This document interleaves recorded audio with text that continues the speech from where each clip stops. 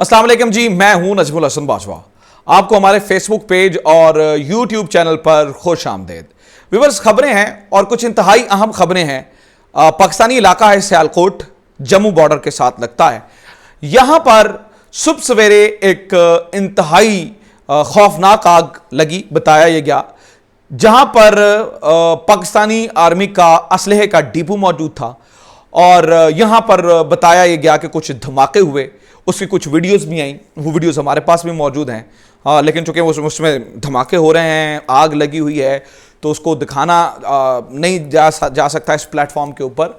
लेकिन धमाके हुए, जिस तरह से आग लगती है और आग के अंदर जो है वो धमाके होते हैं। अगर आपने कभी देखा हो जहाँ पे ज़्यादा आग लगी हो तो उसमें लगता ही है जैसे अंदर को ब्लास्ट हो रहा है, खुदा ना खास्ता। तो वहाँ पर ये हुआ। बताया ये जाता है कि इससे जो है वो पाकिस्तानी फ़ौज का असलहे का बड़ा नुकसान हुआ है और सियालकोट के अंदर जो है वो ये वाक़या पेश आया। अब ये वाक़या किस तरह से पेश आया, इसके बारे में दो तीन चीज़ें सामने आई हैं, ठीक है, वो मैंने आपके तक पहुंचानी है और मैंने आपको जो है ना वो असल हकीकत भी बतानी है जो हकीकत है। लेकिन इससे पहले इंडियन मीडिया उसने दो तीन किस्म के वाक़यात बताए और मैं इंडियन मीडिया को जवाब देना चाहता हूं। इंडियन मीडिया जो मिस इन्फॉर्मेशन फैला रहा है उसका मैं जवाब देना चाहता हूं। लिहाजा पहले सुनिएगा कि इंडियन मीडिया ने कहा क्या। इंडियन मीडिया ने पहले ये बात कही कि जनाब बलूचिस्तान की जो लिबरेशन आर्मी है उन्होंने यहां पर मिसाइल मारे हैं। कहां पर? पाकिस्तानी कंटोनमेंट, पाकिस्तान आर्मी के कंटोनमेंट के अंदर, पाकिस्तान आर्मी के असलहे के डिपो के अंदर। यह भारतीय मीडिया चला रहा है। हकीकत क्या है वो मैं बताता हूं आपको, लेकिन पहले मुझे भारतीय मीडिया को जवाब देने दीजिए। तो उन्होंने कहा जनाब के यहां पर मिसाइल मारे गए हैं। दूसरा जनाब, एक और भारतीय मीडिया का शोशा सामने आया और वो ये है कि पाकिस्तानी आर्मी एक मिसाइल चलाना चाह रही थी उसी तरह से जो मिसाइल जिस तरह से इनका जो आया ना कुछ दिन पहले यहां पर पाकिस्तान के अंदर ब्राह्मोस, तो ब्राह्मोस की तरह का एक एक्सपेरिमेंट करना चाह रही थी कि जिस तरह उनका मिसाइल मिसफायर हुआ, इसी तरह से ये मिसाइल चला के भारत को कहना चाह रहे थे ओहो हमारा भी मिसाइल मिसफायर हो गया, ताकि बदला लिया जा सके। और ये मिसाइल पाकिस्तान के कंटोनमेंट बोर्ड के अंदर जा लगा है। दूसरा भारतीय मीडिया ये खबर चला रहा है। और तीसरी खबर ये चला रहा है कि जनाब ये TLP ने हमला किया और बम धमाके यहां पर किए और नाम BLA पे लग रहा है। असल हकीकत मैं आपको बता दूं कि जनाब वो DGI SPR ने इसके ऊपर पूरी प्रेस जो है ना वो ब्रीफिंग दी है और मतलब उनका ट्वीट भी सामने आया है जिसमें उन्होंने ये बताया कि असल में ये आग शॉर्ट सर्किट के बायस लगी और इससे ये सारा नुकसान हुआ और शॉर्ट सर्किट के बायस ये खौफनाक आग लगी यहाँ पर।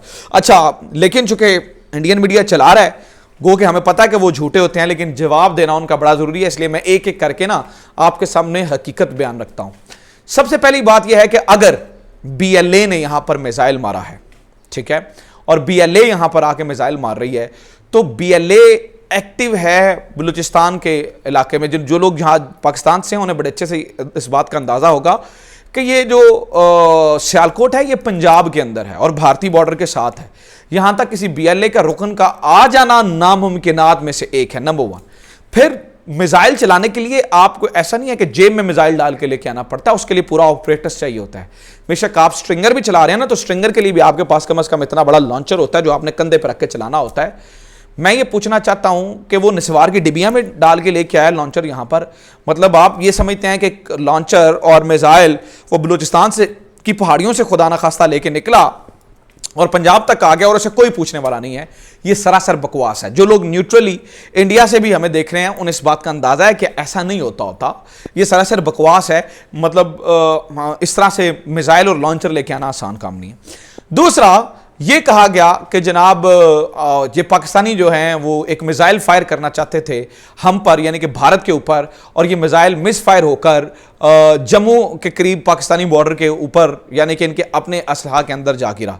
इसके बारे में मैं दो तीन चीज़ें आपके सामने रखना चाहता हूं ताकि आपको अंदाजा हो जाए। आज तक तारीख में ये बताएं कि पाकिस्तान ने कभी अपना जहाज़ मारा हो अपने ही डिफेंस सिस्टम से, पाकिस्तान का मिसाइल मिसफायर हुआ हो और एक टारगेट की बजाय दूसरे टारगेट पे जा लगा हो, या पाकिस्तान की जानिब से कोई ऐसी झूठी खबर ही आई हो कि पाकिस्तान का मिसाइल जो है वो मिसफायर हो गया।